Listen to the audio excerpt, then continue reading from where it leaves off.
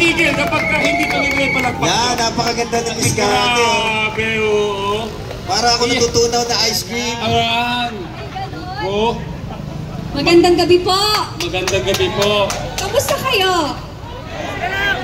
Ma'am, alam mo actually, kaya na pa kami ni partner Placido nagsasalita dito, wala po kasing ganda ng ngiti nila ngayon na nakita ka. Wow! Paano yung masasabing mga bias to mga to?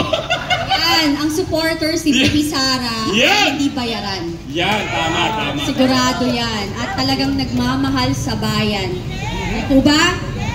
Maraming salamat po sa pagdating dito. Nandito po ako para suportahan si Bibi Sara at si Atty. Lopez dahil ako po ay isang babae din na naging biktima ng bullying, harassment ng administrasyon. And katulad din po ng nakararami dyan na ibang biktima is hindi ho kami bayaran. At nagsasalita ho kami dito, katulad ko, isa ho ako doon, na sinalang ko ang aking buhay at buhay ng aking pamilya. Naway, magpatuloy po tayong sumuporta kasi karapatan po natin na ipaglaban ang ating karapatang pangtao. At ako po, ang hinihiling ko lang din po sa inyong lahat is wag niyo ho lang ding lahatin ang kapulisan at kasundaluhan na masama silang lahat. Hindi po. Kasi marami rin po akong kaibigang taga doon at may mga kamag-anak din po akong taga doon. Kaya alam, may ano tayo, first hand na kaalaman. At ako po, katulad nyo, ako'y bilib na bilib po sa katsagaan nyo. Sa, sa pagmamalasakit nyo na pumunta dito. Hindi po yan sa dami.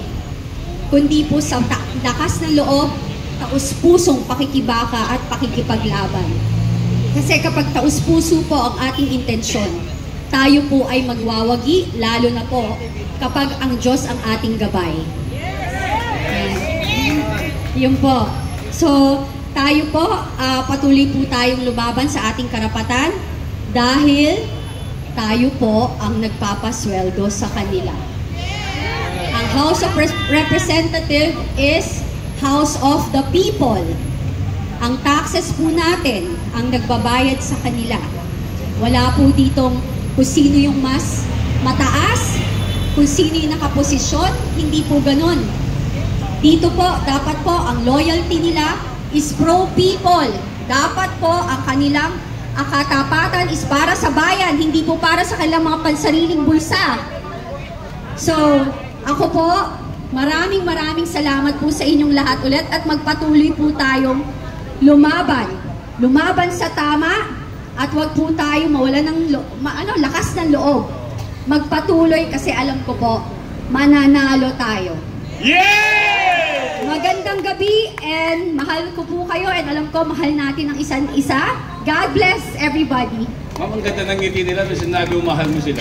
I love you guys. Thank you, ang sisipag nay. Alam mo, ang nanay, yan talaga ang what do you call this? Ang ilaw ng tahanan. Oh, yung mga lalaki naman, ma'am, ang lalaki, tagapundi ng ilaw ng tahanan. Ang lalaki ang pundasyon. Pundasyon. Gumagawa ng tahanan. Pero ang nag-maintain ang mga nanay. Tama. Pero ma'am, parang sa Senate at saka sa Congress, tagapundi yata ang ilaw ng tahanan. Ay, kasi may kilay na. May kilay na rin sila. Alam niyo yun. So maraming salamat po at babalik po ako ulit. Tama. Actually, may sakit ako kaya nalita ko. Ano? Pwede isang tanong, Miss Kate. Sige, go. Ayan, Miss Kate, una. Mike. Sige, sabihin mo sa akin, sasabihin ko sa kanya. Ikaw na lang. Ayan, Miss Kate, una sa lahat, maraming salamat at nagpaunlak ka po rito ngayon. At sa amin po, in behalf sa mga kasama natin mga vloggers dito lahat, ano po ang inyong bakit po kayo pumunta rito? Bakit po kayo lumabas? Despite na mukhang wala naman po kayong problema sa buhay. Again, ako ang iniisip ko na lang kasi 'di ba sinabi ko naman doon sa aking mga interview na trigger ako because I also like especially now nakita ko si Atty. Lopez na yung trauma, yung kanyang yung trauma na binigay sa kanya ng pambubuli, panghaharas kasi wala naman siyang ginagawang masama rather than ginagawa lang niya ng tama ang kanyang trabaho and dahil hindi nila makuha yung kanilang gustong sagot ang House of Representative is harassing her and forcing her to say something na hindi naman kailangan or hindi niya talaga alam, you know? So ako, na-trigger, naalala ko ulit yung ginawa nila sa akin, na babae ako, mayaman sila, powerful sila, still, nag-iisa akong babae, may anak ako, 5 anak ko, 4 ang babae kong anak, wala silang pakialam sa akin na saktan ako, ibuli ako, iharas ako, kunin yung mga properties ko and everything. Hindi ho ito paghihigante. Pero, kailangan kong ikwento yung story ko for people to know na hindi ho ito ngayon lang. Sanay ho silang mangganito. Kung ako ho, ginanito nila, paano pa po kayo? Wala po silang pakialam kahit sa atin. Ako, nakasama ko sila for 10 years. They don't care. Yung ginawa nila kay VP Sara, walang utang na loob. Diba? Yung po, walang utang na loob, walang malasakit. Ang malasakit nila, ano yung makukuha nila? Makukuha nila sa kaba ng bayan. Yun. Duterte! Duterte! Duterte! Duterte! Yun po. Okay na? Hi? Okay. Okay na? Tanong na? Ayun. Okay na? Hindi kasi magtatanong sana tapos hindi, tapos magtatanong sana kasi po na-starstruck sa inyo. Ayusin mo. Magandang gabi, Biscate Binag, Bisdak Pilipinas. Hello, may utang pa ako sa iyong interview. Ano? Nag-i-echo lang. Biscate Binag, ano po ang inyong mensahe? Ano po ang inyong mensahe sa lahat ng mga kababaihan sa ating bansa para ma-inspired po sila na sumama po sa ating pagkikibaka? Sa akin po, sa aking kapwa kababaihan, ang akin lang masasabi is kung kayo ay may pangarap na mabigyan ng magandang kinabukasan ang iyong magiging anak at mga apo, dapat po tayo ay maging asset bilang partner or asawa ng ating mga mapapangasawa, boyfriend or everything. How? Paano po tayo magiging asset? Kailangan po tayo matutong lumaban at makibaka sa buhay. Di po ba? Matuto tayo magtrabaho. Kaya para kung ano man yung mangyari sa ating asawa, kaya nating buhayin ang ating pamilya. Ganon din po ang pakikibaka sa bansa, sa Pilipinas, sa ating bayan. Kailangan po matuto tayong ipaglaban kung ano yung tama, ipaglaban kung ano yung ating karapatang pangtao, ipaglaban natin ang ating karapatan bilang mamamayang Pilipino na nakatira dito sa Pilipinas at saka sa ating bayang mahal. Ganon lang po. Meron pa akong follow-up, Miss Cathy. Ako po si BMR Channel. Ay! May utang din. Miss Cathy, kahapon po nung napanayan po namin si Senator Bato de la Rosa with Yumi Santiago, ang isa rin po sa biktima, at nagpapasalamat sa programa ni Tatay Digong na War on Drugs because yung kanyang mga kamag-anak ay nagbago po. Miss Cathy Binag, kayo po, kung sakasakaling magtuloy-tuloy po ito ang investigasyon, makikiisa po ba kayo sa panawagan na lumabas din ang mga biktima po nitong mga illegal na mga droga? Dapat po! Duterte!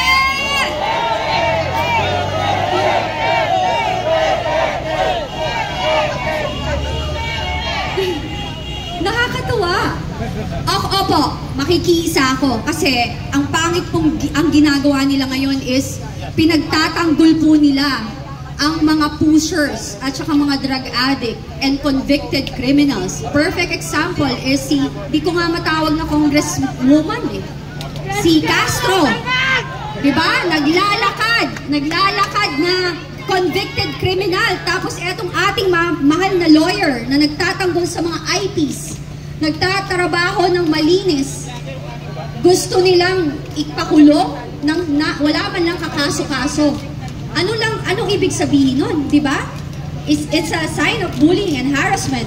At siya ay isang babae ang nakakatawa. Ikaw, Castro, kapal ng mukha mo, dapat nakakulong ka. Kapal ng mukha. Kapal ng mukha. Kapal ng mukha. Di ba? Kapal ng mukha. Kasi dapat, akala ko ba, ang kaliwa is pinagtatanggol niya ang mamamayang Pilipino. Bakit siya sinisira niya or binababoy niya ang, mga tao na walang kalaban-laban at normal lang at walang posisyon, Then ako, lalaban talaga ako kasi kailangan malaman din nila sa mga biktima. Ako naman, naniniwala ako na ang mga pushers and addict pwedeng magbago. Pero choice nila. Kapag nanatili silang pushers and addict at namerwisyo sila sa lipunan, di ba? Kaya maraming namatay, na-rape ng addict, pusher, na, maraming pinagbentahan ng droga, kaya kumalat ang addict. Alam ko mahirap ang buhay, pero choice po natin, pumili ng magkaroon ng trabaho na matino at maayos. Miss Cathy, kasi sa group chat natin sa Die Hard nandoon ka.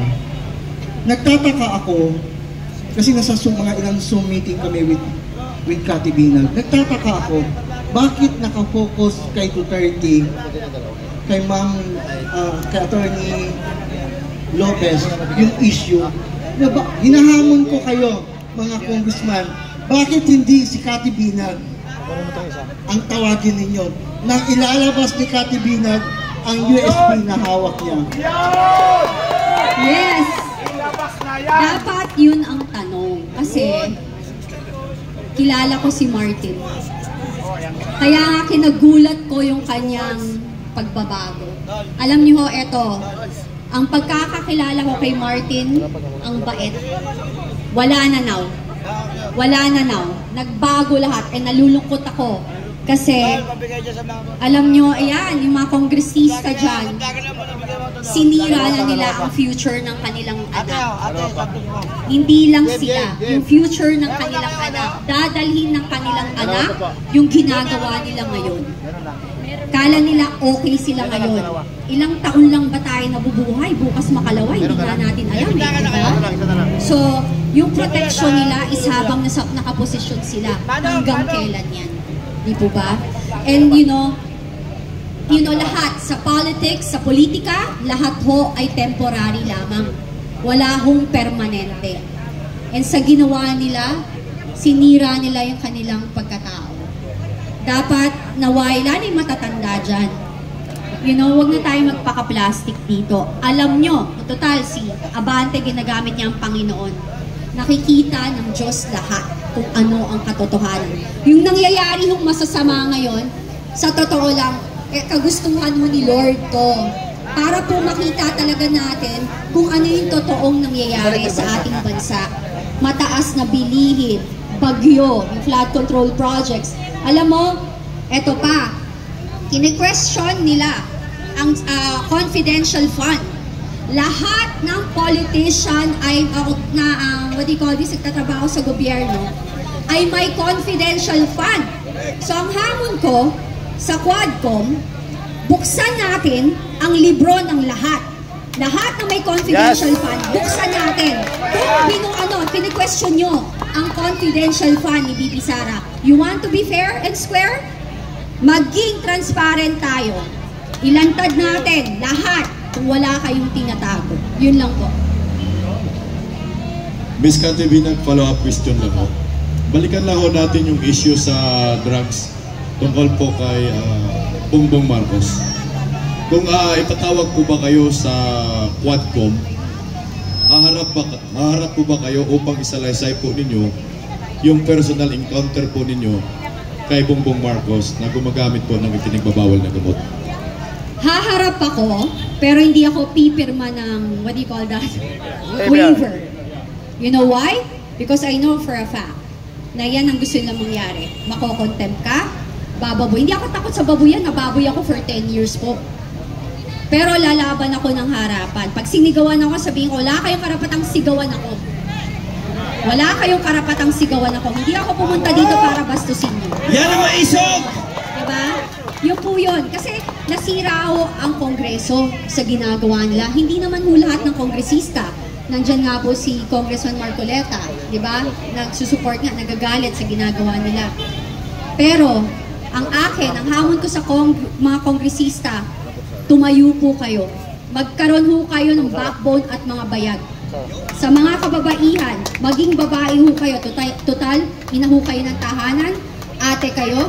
Tingnan nyo ho nangyari kay Atty. Lopez. Tingnan nyo nangyari kay Atty. Lopez. Imagine niyo kung nangyari yan sa mga kapatid nyo, nanay nyo, ate nyo, tita nyo, kamag-anak nyo, mahal nyo sa buhay, anong gagawin nyo?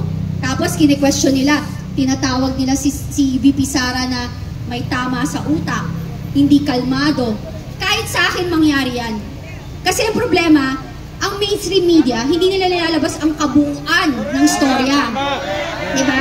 Kaya yan ang problema. Hindi lahat nila nilalabas. Yung story, we were there. Ang sabi niya, diba, ang nangyari sa kanya, nasa Zoom tayo eh. Nag-collapse na si Atty. Lopez, hindi na siya kumikibok. They were asking for help.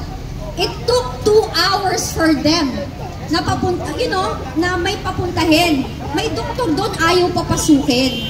So ano gusto niyong maramdaman ni VP Sara? Isang kaibigan yan.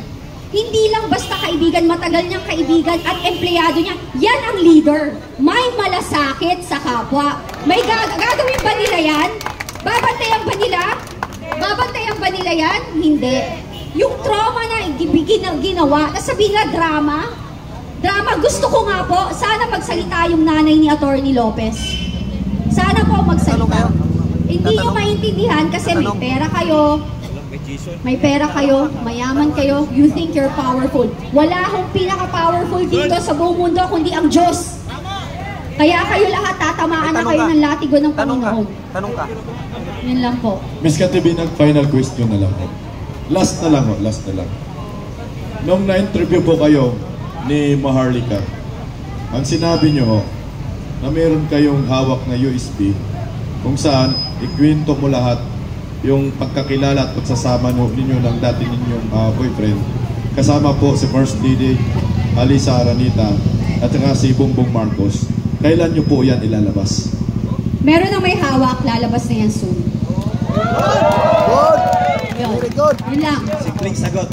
Last question, Miss Cathy. Kaya yung sa mga nagko-call na ilabas ko na, let me do give me my time. Yes. Hindi ho tayo pwedeng magpadalos-dalos. Alam niyo ho yun?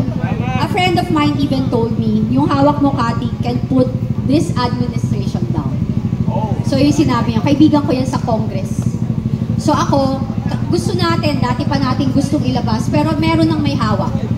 Meron nang may hawak. Okay. So last question, Miss Cathy Binag. Galing po ito, walang iba kundi kay Placido Piloso po. Ay, Miss Cathy, magandang gabi po. Magandang gabi. Alam niyo mga kababayan, dahil po sa tapang ni Miss Cathy Binag, palakpakan muna po natin. Na siya ay lumantad kahit na po ang kalaban ay isang presidenteng bangag. Lumantad po siya, nagpaliwanag, siya po ay naka-impluensya ngayon at nakakuha ng inspirasyon ang mga biktima ng droga. At meron na pong isang sumabay kay Miss Cathy Binag. Yan po ay nagngangalang si Miss Yumi Santiago na aking kababayan sa Bataan. Maisog din po siyang lumabas at nagsiwalat kung ano ba ang buhay ng isang naging biktima ng droga. Ang tanong, Miss Cathy Binag, kung sakali ba na mas marami pang may inspire sa inyong matapang na paglantad at kayo ay hikayating pangunahan na magsilabas at manawagan sa ating gobyerno ng isang masusing investigasyon, titindigan nyo ba ang mga biktima ng illegal na droga? Sa tingin mo ba, Placido, hindi ko titindigan? Sasagutin ko na yan! Oh! Yes! Nananawagan ako sa kapwa ko, biktima, pamilyang na biktima ng mga gumagamit ng droga, namatayan dahil pinatay ng addict, namatayan dahil pumasok sa pagbebenta ng droga ang kanilang kapamilya, ang mga nabiktima ng mga addict na nahagahasa, naharas, at nasira ang mga buhay dahil sa pagdodroga, sabayan niyo po kami. Nandito po ako, tutulungan ko po kayo. Kahit maghirap ako. Palakpakan po natin si Miss Cathy Binag. Kaya Miss Yumi Santiago, kami po ay nananawagan, may partner na po tayo, ay J.M. Morales, nandito na po ang mga gagawa ngayon ng panibagong hearing pagdinig sa Senado at Kongreso. Palakpakan po natin, anti-war at anti-illegal drugs, pro-war on drugs, Miss Cathy Binag. Palakpakan po Yes. natin. Huling mensahe po, Maganda madam. po ang ginawa ni President Duterte na paglalaban. Thank you po. I love you also. I love you. I love you. Ay, from Canada. Wow! Thank you so much. Yan. Maganda po ang ginawa ni President Duterte sa war on drugs. And again, sabi ko, hindi ko tinatanggal yung gusto, yung kasabihan or yung paniniwala na ang tao ay may pagbabago. Pero, nung panahon na yon, those are the safest year of our lives. Kasi takot po ang tao. Ultimong politician, takot magnakaw. Ang military, talagang ang dignidad nila, mataas ang kapulisan. Binigyan niya ng integrity, nilabas niya kasi for the longest time, nababoy ang kapulisan tsaka sundalo. And you know, there's a lot of, marami po tayong pulis at sundalo na matitino. And talagang inayos niya. And kaya ako, you know, sometimes bakit kung pinagtatanggol yung pulis at sundalo? Kasi ako naniniwala, hindi lahat. Ginagawa lang yung trabaho na, pero pag dumating ang panahon na kinailangan talaga nilang lumaban para sa atin, they will do it. I believe in that. Kasi ano nila yan? Yan ang kailang sinumpaan. Tungkulin. Ganun po sila. Maniwala po kayo. Magbigay lang po kayo ng konting pasensya sa kanila. Kasi, you know, ang hirap din po ng kanilang kalagayan. Pero, sa patuloy nating pagdadasal at paniniwala sa Panginoon na ang kasamaan ay hindi mananalo sa kabutihan, tayo po ay mananalo. Di po ba? Yun lang po. God bless everyone and good night. Cathy Binag, nasa tabi kami. Nasa tabi ng Panginoon. Thank you sa support po. God bless, guys. Okay, publicly announce anytime. Lahat, baka ilang minuto lang mula ngayon, we try to reach out. Sinusubukan namin i-contact ang ating mahal na Bibi Inday Sara upang marinig nyo ang kanyang mensahe. Alright! Maraming salamat po kay Miss Cathy